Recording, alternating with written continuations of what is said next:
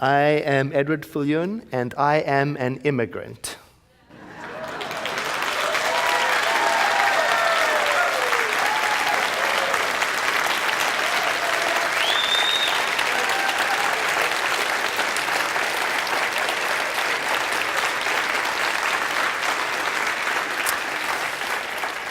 And I'm also a cyclist.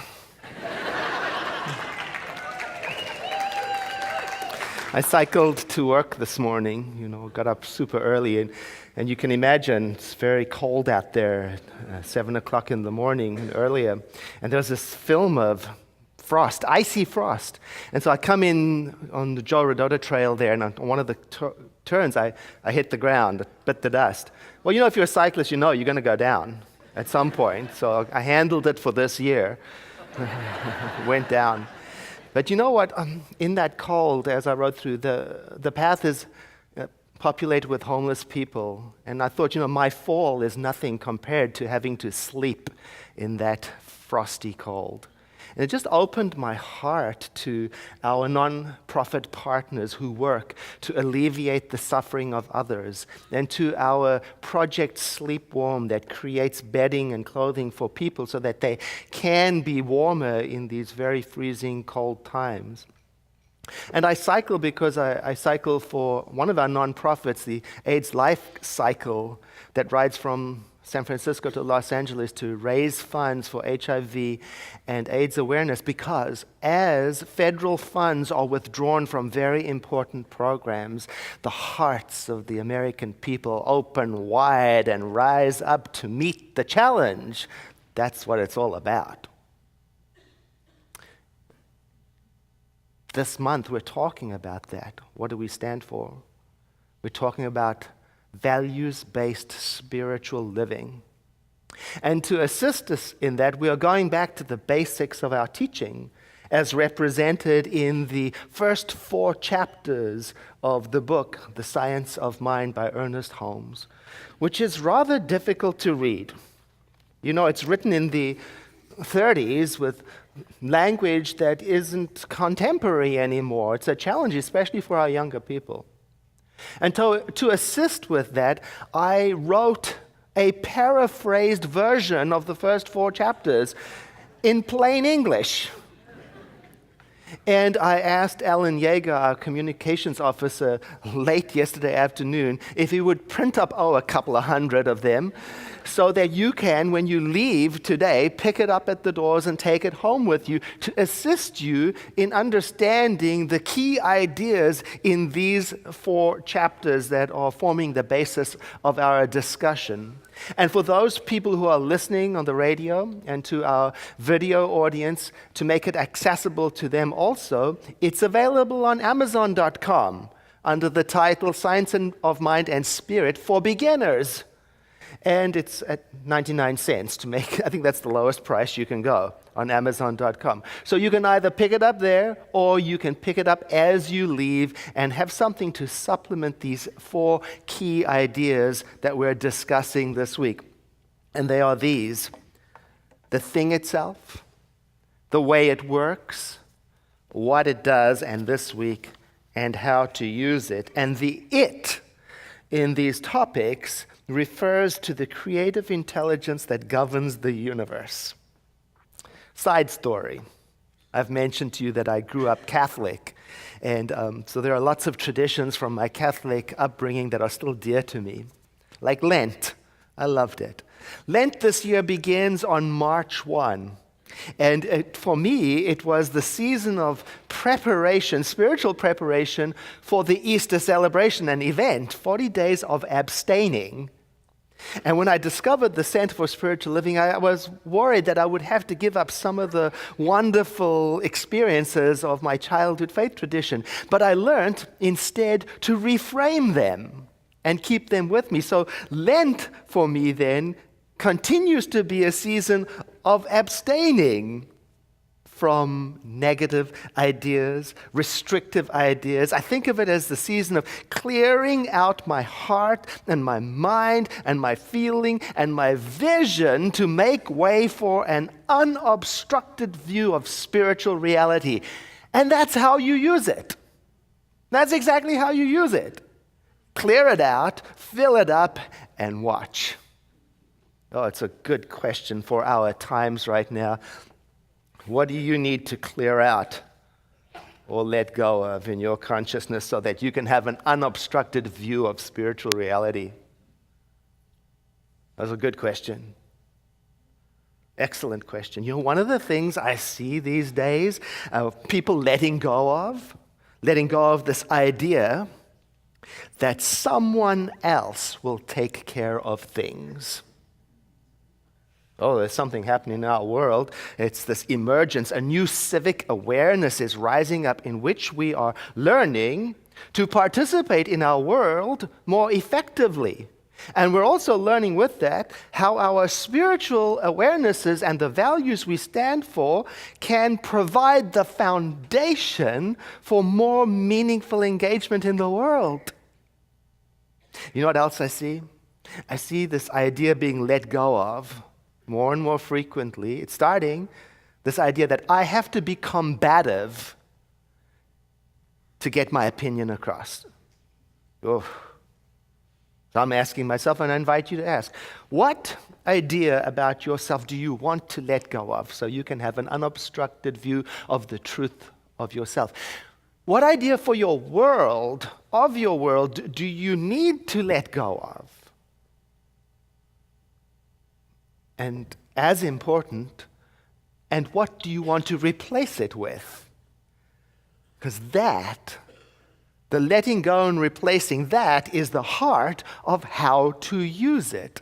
Clear it out, the consciousness, fill it up, the consciousness, and let the divine energy of it flow through, and then let that prompt you into action, because don't you know, the action is as important as the inspiration. Dr. Jim Lockhart, who has spoken here before, and he's coming to speak again, I read his blog, and he wrote recently, if our only role is to be sitting in prayer for the ills of the world, then are we being truly progressive in any sense of the word? Or are we using a form of spiritual bypass to remain disengaged from a world that cries out for spiritual clarity in the form of visible action? I'm working with some members of our center right now. We're working to create a way for us to let our inspiration flow into action in a nonpartisan way. What we're doing is we're preparing envelopes that are addressed to local and national civic leaders and to provide them. Now, we're not going to tell people what to say. We're not going to tell people what to think, but we're going to provide the nudge to let your spiritual values translate into action, because that's your business. We're simply providing the vehicle for your inspiration to flow. So next Sunday, we'll be ready for you. We'll hand them out. But you don't have to wait until next Sunday to speak up to your leaders if what's happening in your country doesn't match your spiritual values. You can start today. And if you want further inspiration, you can explore what other spiritually minded groups are doing by coming to this evening service at 7 p.m., where there is an interfaith service that launches the season for nonviolence at 7 p.m. And right there'll be all kinds of material for you to take home to integrate the principles of nonviolence, which we probably need very, very much for the weeks and months and years to come.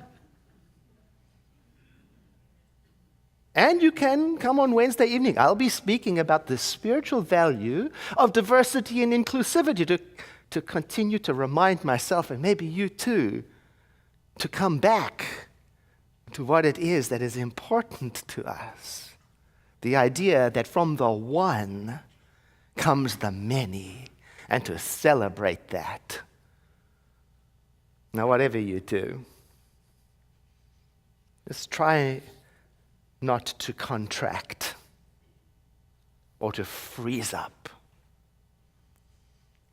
Open up. I'm thinking of the Unity minister, Joe Rosemergy, and he said these lovely words.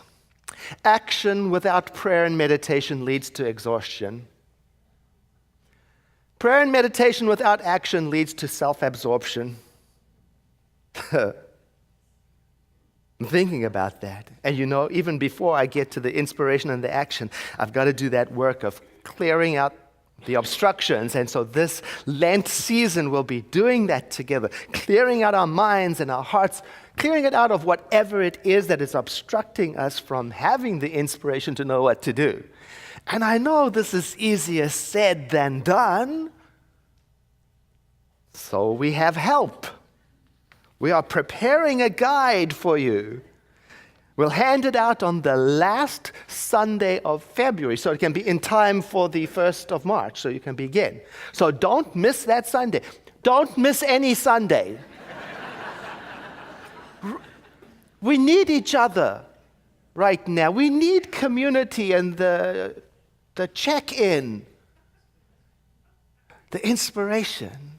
So we'll be handing out a guide, a 40-day guide, and it's called Giving It Up for Good, to guide you in abstaining from the kind of thinking that keeps us stuck, frightened, actionless. No, that won't do.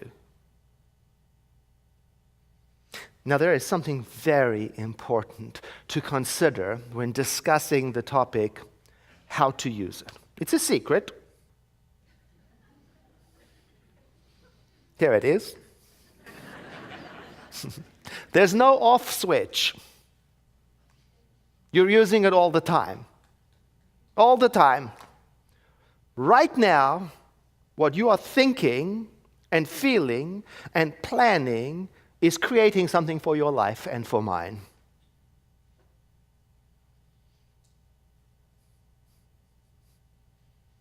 And whether I'm aware of that or not doesn't change the way it works. So that's what we do. We use it all the time through our thoughts, our feelings, our emotions, our vision. It's just that sometimes we don't use it in a good way. Sometimes a person can give more mental time and energy to their problems than they do to their blessings and their hopes and their gratitudes. Not you. And that's tricky to take that in these times, because we don't want to be irresponsible. We don't want to slip into denial. We don't want to put our heads in the sand. We want to remain